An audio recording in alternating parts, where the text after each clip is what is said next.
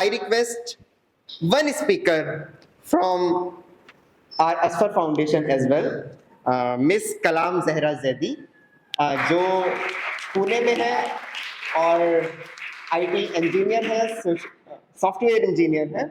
I request her to please come here and deliver a message from her side. Her story is a inspirational story. जो transformation journey कलाम जहरा जैदी की रही है. कलाम जहरा जैदी हमारे ही घर से belong करती हैं और उसके साथ साथ क्योंकि बचपन से हमने चीज़ों को देखा है और जो इनकी जर्नी रही है एक छोटी सी प्लेस मेरठ लोहिया नगर से और आज पुणे के एक वेल डेवलप्ड सोसाइटी में बैठ के एक ऑफिस में एक बहुत बड़े मकाम पे काम करने का. तो I request you to please share your journey to our student, our parents, so that they can get inspiration from your words. Thank you so much. अस्सलाम वालेकुम. सबसे पहले तो मैं बहुत शुक्रगुजार हूँ असफर फाउंडेशन का कि मुझे इस सेमिनार का हिस्सा बनने का मौका मिला और एजुकेशन पे बात करने का. और माशाल्लाह से सभी लोगों ने तालीम पे पहले ही रोशनी डाल दी है. तो मैं आपसे बहुत ही सिंपल शब्दों में अपनी एक छोटी सी स्ट्रगल जर्नी शेयर करूँगी, ख़ास तौर पे बच्चों के लिए और पेरेंट्स के लिए, ताकि मैं बहुत लंबे सफ़र से आई हूँ, आप लोग भी आए होंगे शायद, लेकिन मेरा कुछ ज़्यादा लंबा रहा है. उसका एक ही मकसद है कि आप लोग मेरी जर्नी से कुछ इंस्पिरेशन ले पाएँ और मुझे ये मौका मिला कि मैं आपको कुछ बता पाऊँ. तो आज मैं एजुकेशन की बात कर रही हूँ तो सिर्फ मैं किताबों की नहीं, अपनी जर्नी की भी बात कर रही हूँ. किताबों में सिर्फ एजुकेशन नहीं है, हमारा अपना अखलाक, हमारा अपना किरदार. एजुकेशन हमें एक सोचने का, समझने का, एक सलाहियतमंद और एक फैसला लेने का हुनर देती है. आज मैं यहाँ खड़ी हूँ, ये मेरा कॉन्फिडेंस सिर्फ एजुकेशन से ही आया है. और अभी मैं आपके साथ एक छोटे से वाकयात शेयर करूंगी अपनी जर्नी के. उससे पहले मैं अपना तारुफ करा देती हूँ. मेरा नाम कलाम जहरा है, मैं मेरठ जिले से हूँ. मैंने डिप्लोमा किया है इंफॉर्मेशन टेक्नोलॉजी में 3 years and then I did BTech in computer science engineering from Lucknow. Currently मैं 6 साल से एज अ सॉफ्टवेयर इंजीनियर काम कर रही हूँ. कुछ टाइम मैं नोएडा में थी, कुछ टाइम मैं लखनऊ में थी, अभी मैं पुणे में पोस्टेड हूँ. मेरे लिए बच्चों सफ़र आसान नहीं था, बहुत मुश्किल सफ़र था. एक लड़की हूँ मैं, आप तो लड़के हैं, आपको इतने रिसोर्सेज मिल रहे हैं, एक अच्छा लाइब्रेरी रूम, एक एसी, एक इतने अच्छे बेड, एक पाथ मिल रहा है, एक डायरेक्शन मिल रही है कि आप यहाँ आइए, ये पढ़िए, आपको ये एंट्रेंस देना है, इतने टाइम बाद आपका सिलेक्शन होगा. आपके हिस्से में क्या आ रहा है? मेहनत करना, और वो आपको करनी पड़ेगी. अगर ये जहां मैं खड़ी हूँ ये मेरे लिए एक सपना हुआ करता था और मैं ऐसे ही बैठी, काश मुझे मौका मिलेगा कि नहीं, क्या मैं इस लायक बन पाऊंगी कि मैं लोगों के सामने अपनी जर्नी, अपनी स्ट्रगल शेयर कर सकूं. मैं कोई बहुत रिच फैमिली से नहीं आती हूँ, बहुत साधारण सी फैमिली से आती हूँ और मेरे वालिदैन का बहुत सपोर्ट रहा है, मेरे हौसले में भी, उनके सेक्रीफाइसेस में भी. और मैं भी फाइनेंशियली वीक थी, गरीबी मैंने भी देखी है, कमज़ोर मैंने भी महसूस किया है, लेकिन मैंने कभी उसे अपनी कमज़ोरी बनने नहीं दिया. मैंने उनको अपना जरिया बनाया. उस टाइम मैंने इतने स्कॉलरशिप, इतने फेलोशिप एग्जाम्स दिए हैं ताकि मुझे पैसे मिल सकें, मैं अपने पेरेंट्स की मदद कर सकूं. और आपको यकीन नहीं होगा कि जब मैंने पहला एग्जाम दिया था तो मैं 13.5 साल की थी. 14 साल में मैंने हाई स्कूल कंप्लीट किया है. आज 10 साल हो गए हैं, 2025 चल रहा है, मैं 10 साल से घर से बाहर हूँ. 3 साल मैं पहले हॉस्टल में रही, फिर अगले 3 साल हायर एजुकेशन के लिए मैं हॉस्टल में रही. इतने एग्जाम्स दिए मैंने और वाकई यकीन मानिए मुझे बहुत स्कॉलरशिप मिली है. मुझे यूएस बेस्ड मिलान ऑर्गेनाइजेशन ने सेलेक्ट किया था पूरे मेरठ जिले से, मेरे हौसले को, मेरे पेरेंट्स के सपोर्ट को देखकर, ताकि मैं और लड़कियों के लिए और लोगों को एम्पावरमेंट दे सकूं, उन्हें समझा सकूं, उन्हें बता सकूं. एक लड़की होना आसान नहीं है, बहुत मसाइल होते हैं, घर वालों को सोचना पड़ता है बाहर भेजे कि नहीं, सोसाइटी क्या कहेगी, रिश्तेदार क्या कहेंगे, एक कवि दिल चाहिए रहता है.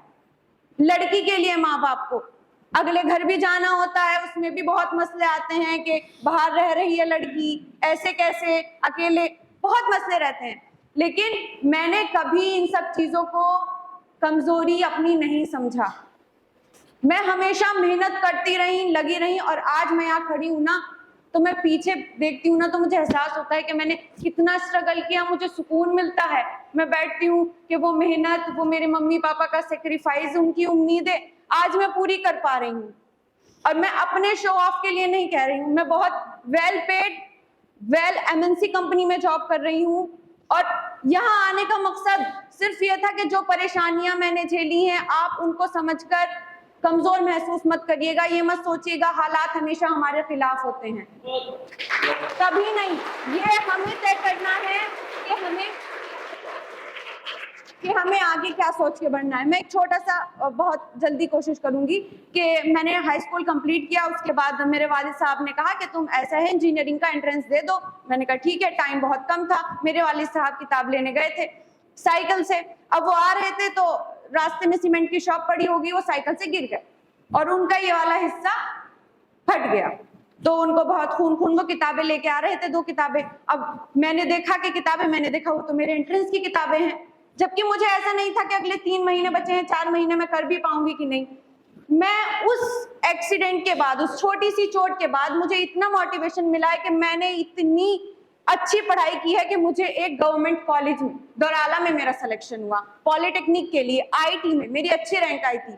उसको मैंने ये नहीं समझा, मैंने हर जगह जहां जहां मुझे कमजोर महसूस हुआ है ना, मैंने उसको अपनी ताकत बना के आगे बढ़ा है, कभी ऐसा नहीं सोचा। और मेरे वालिद साहब यहाँ नहीं है अभी, मैं उनको, वो इतने अच्छे माशाल्लाह, सबके लिए सबके मम्मी पापा हैं, उन्होंने कभी एक बार को, मम्मी थोड़ा सा टेंशनाइज्ड होती है, लेकिन मेरे पापा, देखो बेटे आगे बढ़ना है, हमने तुम्हें पढ़ा लिखा दिया, तुम सलाहियतमंद हो गए, तुम्हें सोचना है। आज भी उनके यही है कि बेटे आगे बढ़ो, कौम के लिए आगे बढ़ो, अपने लिए आगे बढ़ो, सबका नाम रोशन करो। तो और ये जो एजुकेशन फॉर ऑल एक स्लोगन नहीं है, मैं सच बता रही हूँ, ये एक बहुत बड़ी जिम्मेदारी है, बहुत बड़ी। और ये हौसला, इतने बड़े मंच को तैयार करना, यहाँ पे इतने लोगों को इकट्ठा करना, ये एक बहुत बड़ी बात है। और मैं जज्बे को, पूरे अजफर फाउंडेशन के आरजू सर के जज्बे को सैल्यूट करती हूँ कि उन्होंने कौम के बच्चों के लिए एक ऐसा जरिया बनाया जहाँ पे आप आइए, पढ़िए, देखिए। देखिए सीधी सी बात है, परेशानियां उन्हीं के हिस्सों में आती हैं जो उन्हें अच्छे तरीके से अंजाम देने की ताकत रखते हैं। मैं चाहती हूँ कि यहाँ जितने भी बच्चे बैठे हैं, जितने भी उनमें से इंजीनियर, डॉक्टर, मेरी तरह बनिए, मुझसे इंस्पिरेशन लीजिए। कभी मेरा आपको गाइडेंस, मेरा सपोर्ट, मैं बिल्कुल अजफर फाउंडेशन के साथ हूँ, आपको कभी भी किसी चीज, लेकिन मेहनत करने से नहीं। स्ट्रगल 3 वर्ड्स में डिफाइन होती है, सेक्रीफाइस, स्ट्रगल एंड सब्र। स्ट्रगल संघर्ष, सेक्रीफाइस नींद छोड़नी पड़ेगी, माँ बाप से दूर रहना पड़ेगा, अकेले अपना काम करना पड़ेगा, सब कुछ करना पड़ेगा। और सब्र, इत्मीनान रखिए, मेहनत करते रहिए, आपका वक्त आएगा। ये नहीं कि इसका हो गया उसका हो गया, नहीं, आप बस लगे रहिए, एक वक्त आएगा कि आपको, और कुछ पाने के लिए तो कुछ खोना पड़ता है, चाहे वो नींद हो, चाहे वो पैसा हो, चाहे वो वक्त हो। तो मैं यही गुजारिश करूंगी पेरेंट्स से भी कि अगर आज आपका बच्चा मार खा रहा है, आपका दिल तो दुख रहा होगा कि मेरे बच्चे को मार दिया, ये आज की डांट, ये आज की मार उसका कल बना देगी।